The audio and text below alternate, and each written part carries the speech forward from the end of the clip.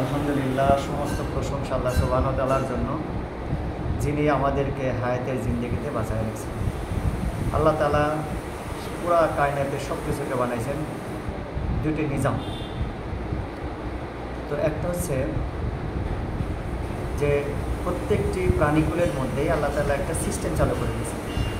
যেমন পক্ষীকুল জঙ্গলে থাকবে অথবা গাছে থাকবে, সে ডালা মেলে উঠবে, সে ভালো থাকবে। আর জীব জানোয়ার জঙ্গলের মধ্যে বিচরণ করবে, সে ভালো থাকবে। মাছ জাতীয় যত প্রাণী আছে এগুলো সে নদীতে থাকবে, সে ভালো থাকবে। আর মানুষ জাতিকে আল্লাহ তাআলা সুশৃঙ্খলভাবে সুন্দরভাবে থাকার জন্য দিন দান করছে।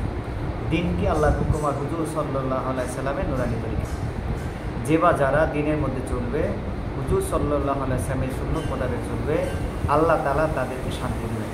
যেমন মাছ পানিতে শান্তিতে থাকে, এই মাছকে যদি পানির উপরে উঠে আনা হয়, পৃথিবীর যে কোনো ভালো জায়গায় রাখুক না কেন, স্বর্ণ প্লেট অথবা রৌপ্য অথবা হীরার মণিমুক্তার মধ্যে যদি রাখে, ওই মাছ বাঁচবে না, মারা যাবে। তেমনি মানুষ জাতীয় যদি সুখ শান্তি সফলতা চায়, তাকে অবশ্যই পরিপূর্ণ দিনের মধ্যে আসতে হবে। আর আল্লাহ তাআলা এই জন্য বলছে, হে মুসলমানগণ, প্রকৃত মুসলমান না হয়ে কবরে আসো না।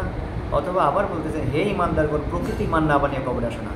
এই জন্য আমরা সবাই আমাদের ইমানকে খাঁটি করব, আল্লাহর উপর পরিপূর্ণ বিশ্বাস করব এবং আল্লাহর হুকুমকে আমরা দৃঢ়ভাবে ইনশাআল্লাহ আঁকড়ে ধরবো। এটা যদি আমরা করতে পারি, আল্লাহ তাআলা দুনিয়া এবং আখিরাতে মঙ্গল কামিয়াব। আসসালামু আলাইকুম।